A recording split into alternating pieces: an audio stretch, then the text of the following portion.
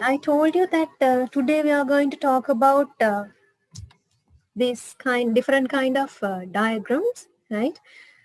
These diagrams are to be drawn when we are doing the designing part, right?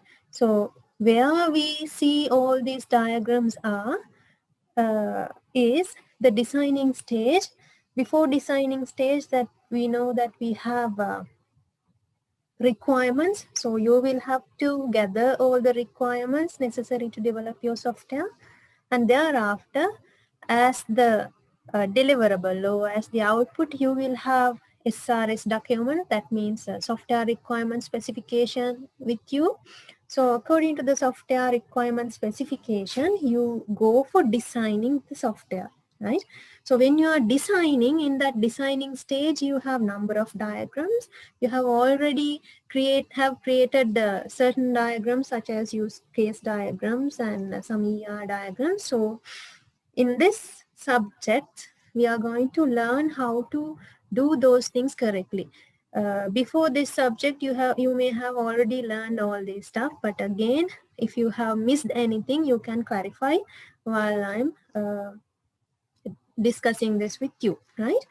So first of all, we are going to talk about DFD, which means data flow diagrams. I hope you can see this screen, which I have shared with you.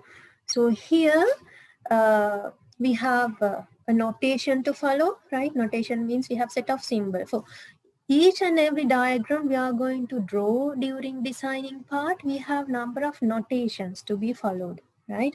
So these notations should be followed correctly for each and every diagram, because different diagrams have different kind of notations introduced by different people. So when you are following, don't mix up those things together. Clearly remember that these kind of symbols are used in these kind of diagrams, and so on, right? DFD means data flow diagrams. And if you remember, when we talk about object-oriented analysis and design, I just told you that there are certain diagrams called DFD, and we do not use those type of diagrams when we are learning object-oriented analysis design, right? So here, the first type of diagram we are going to talk about is DFD, right? Here, what we have is we have the flow of data in the system. We know that when we have a computer system, we have number of things to be decided. First of the main thing we have is data, right? So data will flow from one place to another. Within the system, data flows. There are a number of processes inside the code, I mean inside your software system. So those processes will handle whatever the data we insert into the system, and then after processing those data, it will give you output, right? So here these symbols are also considered those stuff. That means these symbols have considered where these data come from, and what kind of things will be happen to those data, and how those data will be stored, like that, right? So remember, basically DFD means data flow diagrams, and it describes how the data will be flow within the system, right? How data will flow within the system. So here we have external entity, which can refer like this using this kind of a symbol, and process using circle, and this data store, this kind of a rectangle, and this data flow, we use arrow to represent data flow, right? So here you see that you have two notations, one in this pink color symbols, and another one using this purple color symbols, right? These are two different notations. Here also you will have to remember not to mix up these two. If you are using this pink color one, use that pattern, and if you are planning to use this purple color notation, you have to use that notation, right? So here external entity means where the data come from, right? When you have a system, data should come into your system from different places, right? It can be a person or it can be another computer system or anything, right? So all those entities are represented as external entities, and different process or different functions, different activities are there within your system.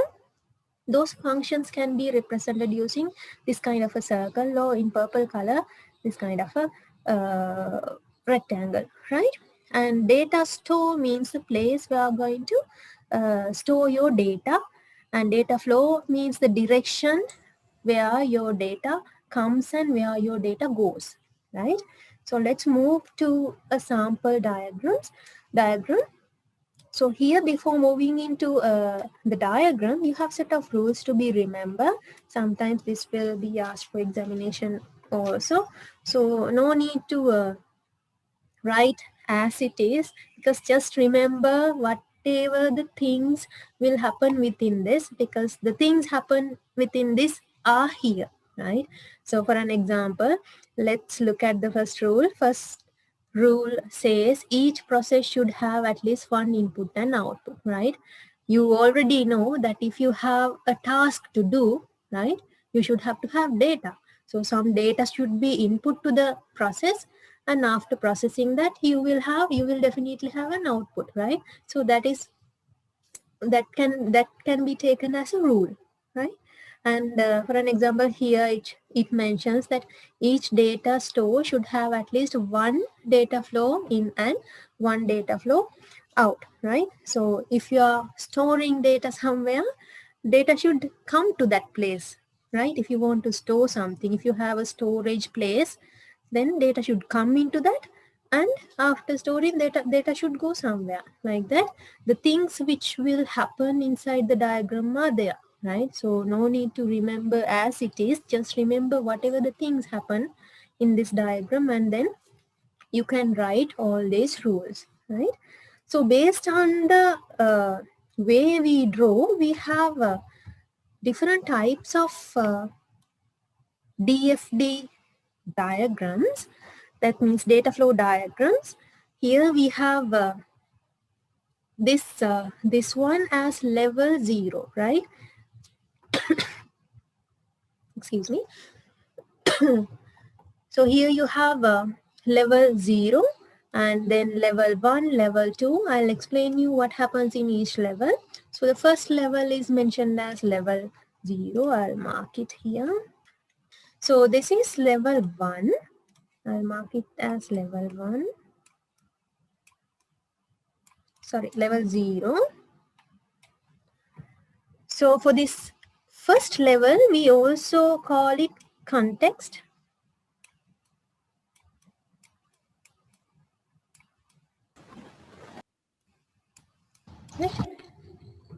So if you are asked to draw DFD context diagram, that means to draw level 0.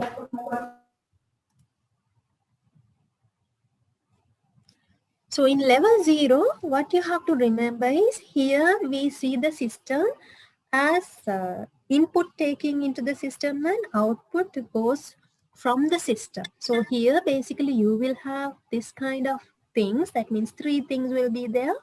In the middle you have your system.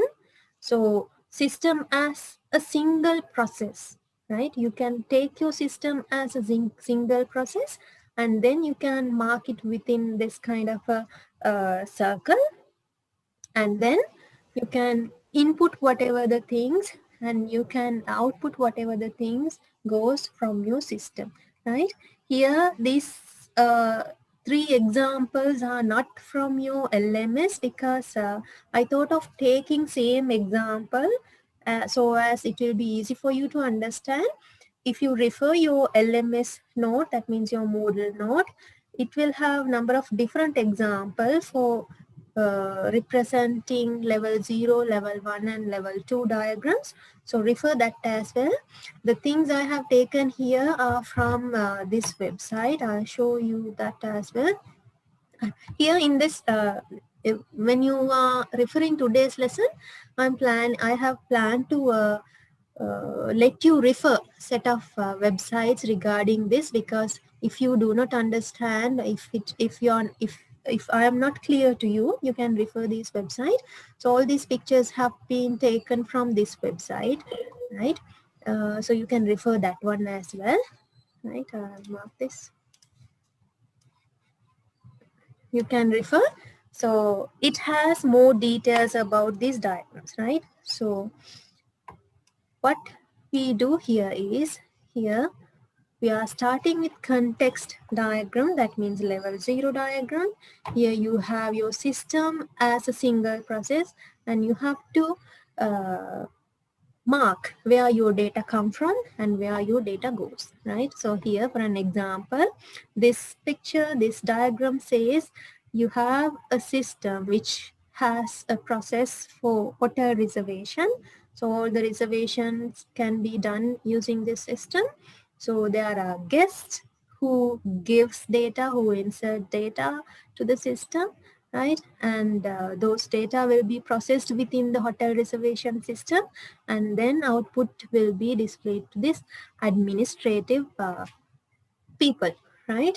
So this is the basic diagram. You can think of your system according to the way how data flow. Data comes from your guest, and you have the hotel reservation system, and within the hotel reservation system you process all data and send that data to this administrative people, right? So that is the basic idea behind drawing context for level 0 diagram.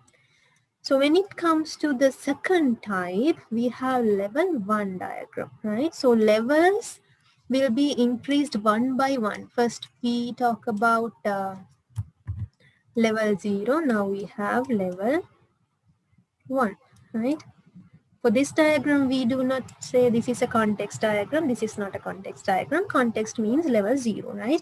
So you can refer either level 0 or context. And this is the level 1. So here I have the same system, hotel reservation system. So if you compare these two, here you see more process than the previous one. The previous one, or the context diagram, you had only one process here in the middle, but here that process is partitioned or divided into number of other process, right? Hotel reservation have more options than this one, like room selection, report to admin, right? So inquiries can be taken into this system, right? So if you use multiple process to this main process, we say it is level 1, right?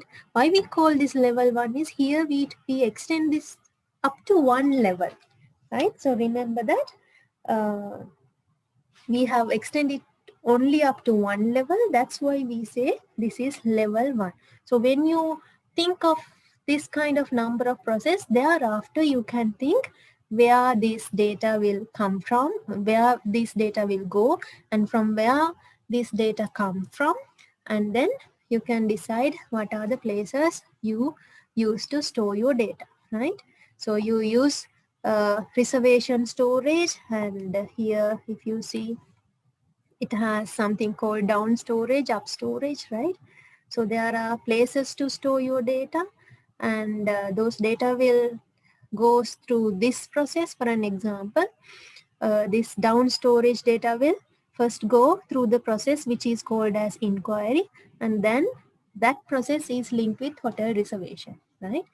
And here if you see this guest and hotel reservation, here this the data will come from guest to the hotel reservation, right? And hotel reservation process will do some activities and pass those data to room selection process, right? Like that. That is the way you can show how your data passes within your system, right? So always think about your system. No one can say this is the correct way to draw your system, right? Because you know what kind of things happen inside your system, no other. So no one cannot say this is wrong, right? If you have selected the proper symbols, and if you have properly mentioned about level of your diagram, no other can say this is wrong, because you know what happens within your system, and you know where data come, where from where data comes, and where your data will go, right? So don't worry about drawing this, because sometimes you will find this is difficult to draw, but this is not difficult. You can draw the way you wish, right? Remember that as well. And here we have the third diagram. That means level 2, right? So we have talked about three types of diagrams: context diagrams, that means level 0, level 1, and level 2. Here, this is the reservation process here in the middle, and it will pass data to searching process, and again it will pass data to confirmation process, right? If you check the previous diagram, it passes, the main process will pass data to only one another process. Here it will pass data to one another process, and again to another process. Here it will pass data to two levels. Okay, that's why we say this is level 2 DEFT, right? I think you understood. First we had level 0. I'm going back. Right here we have only one process, single process is there. That process will not pass data to another process. And when it comes to level 1, one process is there, it will pass data into another process. And when we come to level 2, it will pass data to another level, right? Here we have one level and two levels, right? So likewise, you can go for further levels like level 3, but most probably this will stop from about level 3, because once you draw like that, all the functionalities, all the data will be covered, right? All the activities, all the functionalities will be covered within about level 3. So usually these DFT diagrams will end from level 3, right? So just remember the symbols and think of the way where you have data, and from where to where your data will be passed, and draw like that. So as I told you, when we design software, we will draw DFD diagrams, use case diagrams, class diagrams, and so on, right? So DFD means data flow diagrams. Here we talk about structural design, right? When we design software, we know we have two different types of design which can be used: structured development as well as object-oriented development, right? So data flow diagrams, that means the diagrams we have discussed just now, belongs to structured side, right? When you are developing software using a structured method, we usually prefer for that DFD diagrams. But later, when we begin to design software using object-oriented programming languages, we used this UML diagram, right? Here also, you have to learn about certain number of diagrams. I'm not going to discuss all these diagrams today, because during your object-oriented analysis and design subject, you will learn all these stuff, right? You have already learned about use case diagram, right? Likewise, you will be learning these composite structure diagrams, class diagrams, state chart, right? All those stuff will be there when you are learning object-oriented analysis and design, right? So this second part is UML, and remember, where we draw UML is where we have object-oriented programming language, right? So here we can again say we have two types of UML diagrams: structured diagrams and behavioral, right? When you see these terms, you will know that structural diagrams means the structure of the software, and behavioral diagram means the behavior of your software, right? So when you are drawing UML diagrams, remember that you can draw two different types of diagrams, structural and behavioral. Structural diagrams will show the structure of your software. For an example, how your components are there, how your classes are organized, right? So all those stuff comes under structural diagrams, and how your system components will interact, the activities you have will be there inside your behavioral diagram. So you already have designed use case diagrams.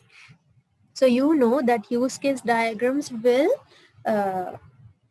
explain, you will express how the user see the system, how users see the system is there in use case diagram. So it comes under behavioral diagram, right?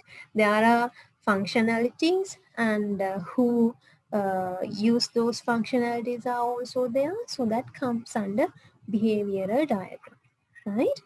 So these things are there in your object-oriented analysis and design subject, and we will be learning all these things there when we are going to learn those things, right? So difference between a DFD and this UML part is, DFD is within the structured designing and UML is within the object-oriented designing, right? And the third thing we have to talk about is database design, right? So I'm not going to discuss this UML part here because we will be learning that during object-oriented analysis and design. And let's move into this database design and then discuss some more about this. Here again we have set of notations or a set of symbols we are going to learn, we are going to use when we are drawing ER diagrams. I hope that you all know what is ER. ER means entity relationship, right? So here you will have to use number of diagrams, number of symbols. First one is entity and weak entity, attribute, key attribute, multi-valued, composite, like that. Can someone type what is an entity?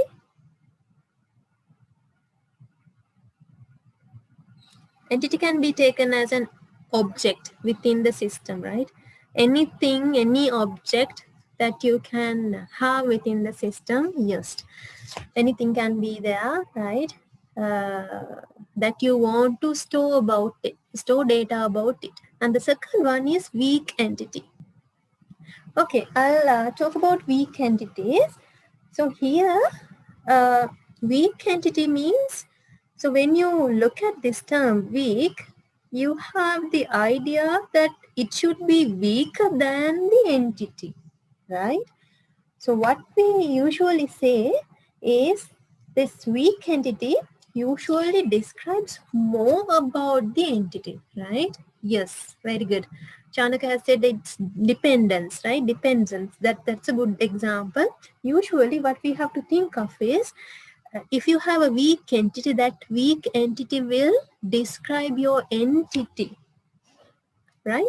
So for an example, assume that you have employee. I'll take the same example which Chanaka has mentioned. If you have employee and employee has dependents, if you don't have employees, you don't have dependents. I'll write it here if it's not clear to you. Assume that you have here employees, and here you can have has, and then here you can have dependents. I have written it in short form, right? Employee has dependents. So if you don't have employees, that means this dependent will not be there. So this dependent entity, if we take this as entity, this dependent cannot be there alone. Whenever employee is there, only this dependent will be there. So always this dependent entity will depend on employee. If you don't have employee entity here, there will not be any entity called dependent. So such entities are weak entities. So remember, usually these weak entities are they are describing this previous entity, right? So this dependent will describe more about employee, right? So weaker entity will always describe more about another entity. So that is what we called as weak entity. And if we take age can be taken as an attribute, right? So attribute means a quality like, right?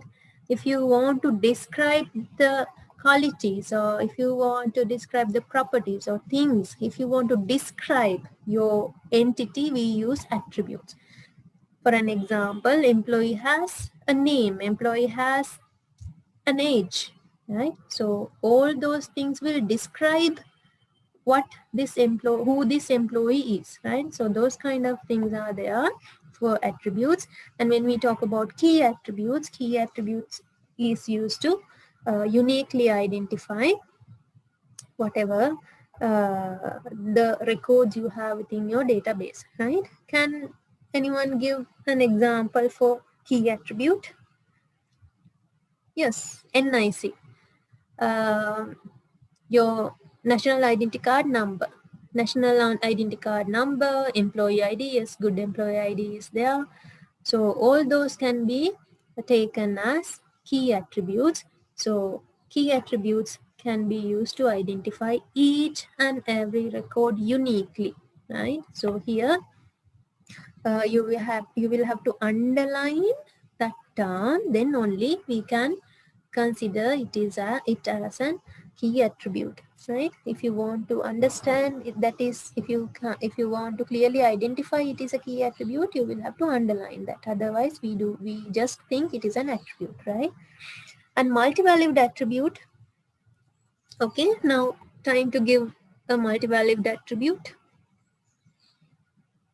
Yes, phone number. That means many values can be assigned, right? Many values can be assigned. It's given as phone number means one employee can have more than one phone number. Mobile number can be there, residential number can be there, 2 or 3 mobile numbers can be there. So in that case, we used multi-valued attribute. Okay. Then composite attribute, right? Okay, time to give an example. Yes, full name, address, yes. So which one is the composite attribute? That's the case, right? Here, if you see, you can see one circle here, right? So here you can write something, and I'll mark as blue. Here you can write something, here you can, right? So which represent composite attribute? Now again, right? These blue ones or red one? I haven't mentioned anything there. Yes, good, red. Red one is the one which is called as composite attribute. So this red one should composite of number of things, right? So this red one will be composed of all these blue ones, right? All these 3 blue ones will represent this red one. That is the idea. So this red attribute, the attribute you have written inside this red place, within this red place, will be composed of all these 3 blue things, right? For an example, if you write name in this red area, then you can mention first name, middle name, and last name. So name is composed of first name, middle name, and last name, right? You have mentioned it in the chat area also, good, right? And derived attribute. What is a derived attribute? Again, example. Okay, good. You already have mentioned about age, right? Why we call age is a derived attribute is age becomes derived attribute because it is derived from something else. From what age can be derived? Again, chat. Age can be derived from what? Yes, it should be date of birth. Yes, very good. Okay, birthday, right? So when you have a derived attribute within your ER diagram, that means another attribute should be there which is used to derive this derived attribute. For an example, if you have if you have age, right, as a derived attribute, then you should have to have date of birth or birthday as an attribute, right? Once you have your birthday as an attribute, then you can have age as derived attribute. If you don't have your birthday there as the attribute, you cannot have your age as derived attribute. In that case, you will have to use age without using it as a derived attribute, right? So remember that. And cardinality, right? So here we know number of types are there. Cardinal, how many? How many types of cardinalities are there? How many types? Yes, good. Three. Three types of cardinalities are there. One to many, one to one, and many to many, right? You can simply say 1 colon n and n column m, right? 1 colon 1, right? 1 colon 1 means 1 to 1, 1 colon n means 1 to many, and n colon m means many to many, right? So here, if you do not remember, we read these relationships from one side with the opposite, right? For an example here, E1, if we consider 1, E1 has n number of E2s. So 1 E2 has 1 E1s, like that. That's the way we read. For an example here, if you see this example, here you have one to many relationship, company, work, staff, right? And staff works for company, right? These relationships are not properly mentioned in this case, but just think that staff works for company. So the meaning is, if you take one company, there can be many staff members. If you take one staff member can work for one company. That's the idea. So always you will have to look for the opposite side, right? If you check one company and then many staff, and if you check one staff, one company, right? One company, within one company, there can be many staff members. For one staff member can work for one company. That is the meaning. Here it says task and staff. One task will perform by many staff members. One staff member can perform many tasks. That's the meaning. Always think about what will happen if you have one of these entities, right? One company, many staff, one company, like that. So here also one task can be performed by many staff. One staff member can perform many tasks, right? So man-to-man relationship. One-to-one relationship also like that.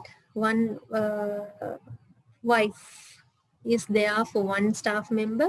If you consider one staff member will married to only one wife.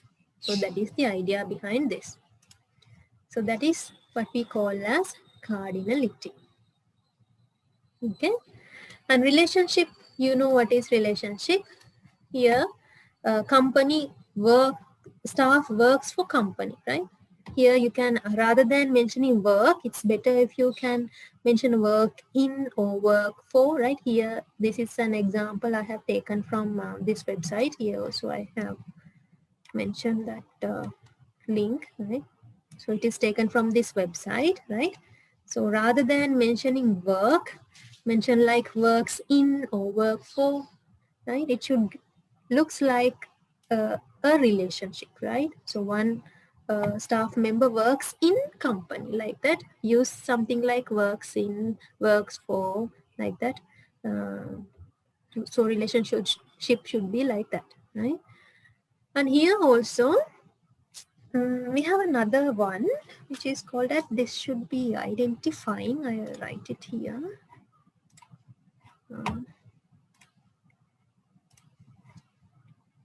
Should be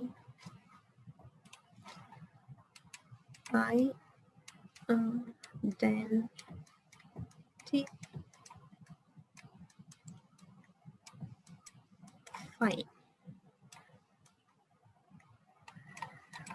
Right, so this should be not identifying, right?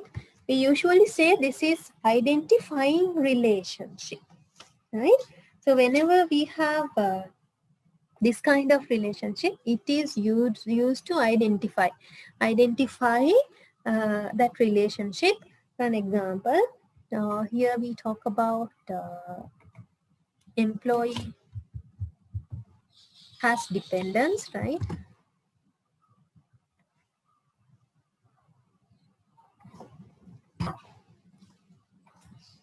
Here we say employee has dependent, and we talk about this dependent side. This dependent becomes weak entity, and therefore this relationship is used for identifying this employee, right? This employee will be identified, dependent will be identified using this relationship. So in that case, what we can do is we can mention this as identifying relationship.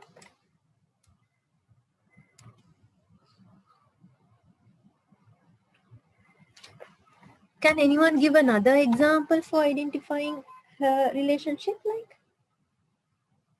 for an example, assume that you have employee here. We'll take another example. Employee here, and here on the other hand, you have another entity like let's say payment.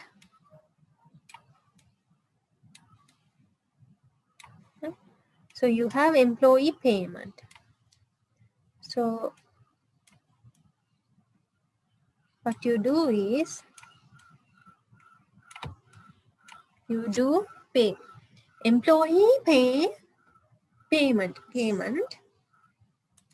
So in that case, what will happen is this relationship is used for identifying this payment part, right?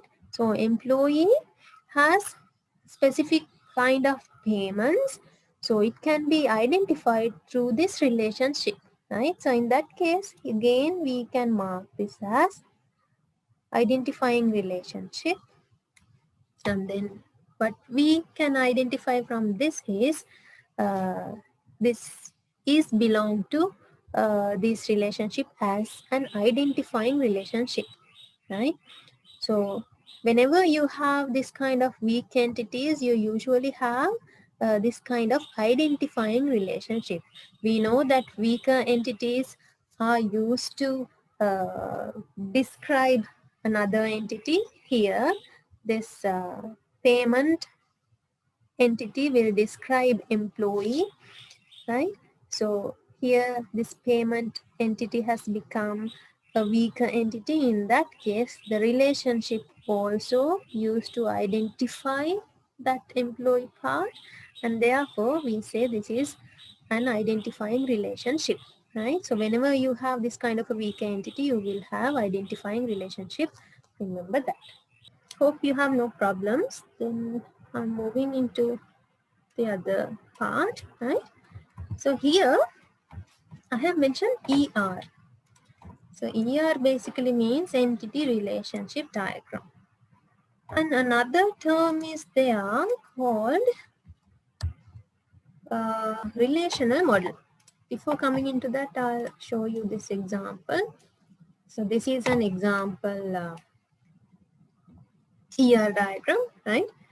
So you have entities here, company, staff, wife, and weak entities there, child is there. Here also you can see without staff, you cannot have this child entity. So it has become a child entity. child weak entity like that. Number of attributes are there, multivalent attributes and derived attributes are there. So this is an ER diagram. And another term is there called as relational model. What's the difference between that? Here we talk about whatever the things we store inside your database, right?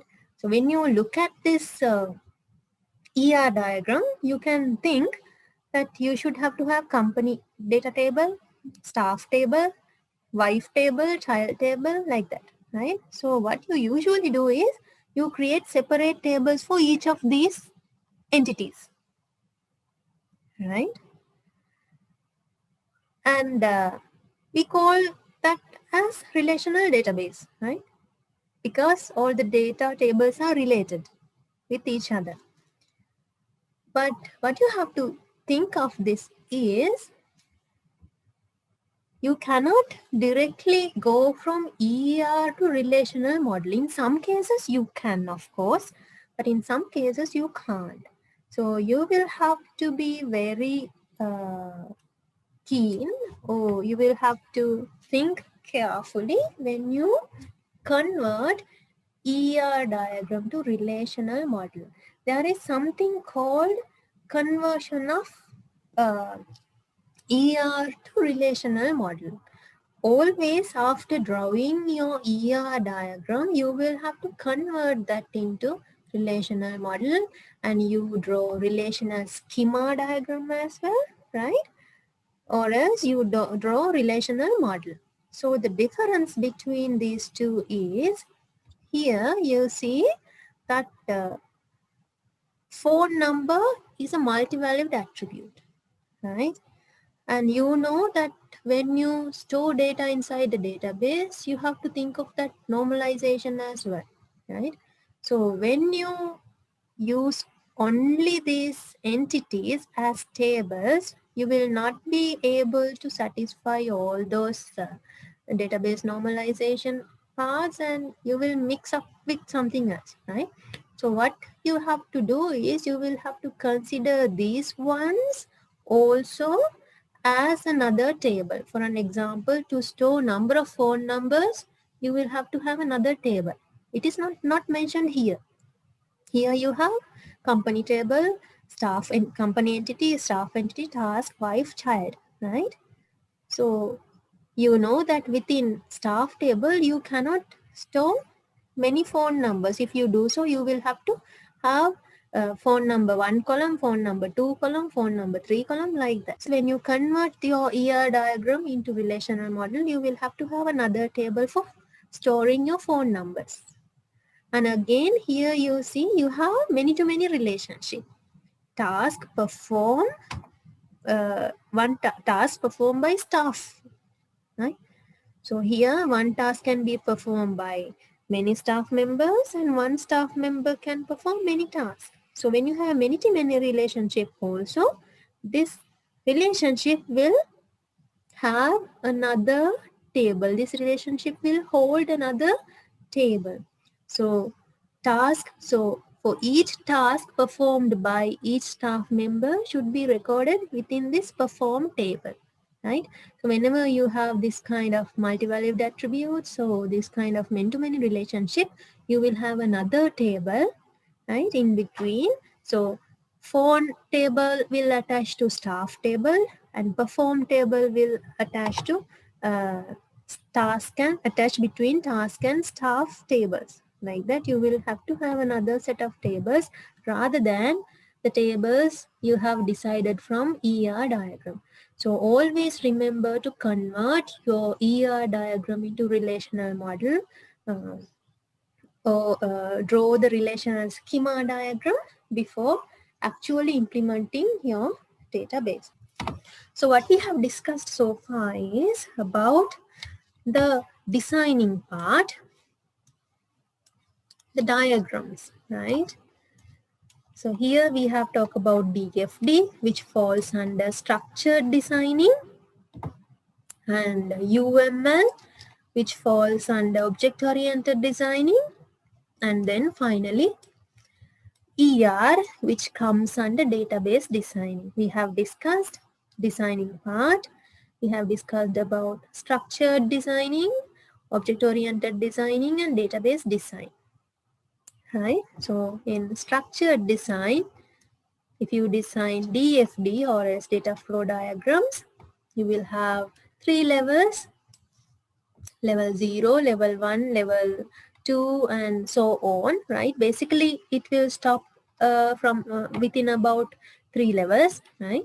But you can go more than those levels according to the activities you have within your system. So if you are asked to draw context diagram, it is the level 0 diagram, right? These two are same, level 0 or context, and level 1 and level 2 are there. And UML, there are a number of UML diagrams basically divided into two as structured diagrams and behavioral diagrams. In structured diagrams, you draw the diagrams which related to the structure of your system, and when you draw behavioral diagram, all these diagrams represent your behavior. I mean, not your behavior, your system's behavior of the system, right? And database designing, how data are stored inside the database will be there. So first of all, you have to design your ER diagram, and then you will have to go for your relational model.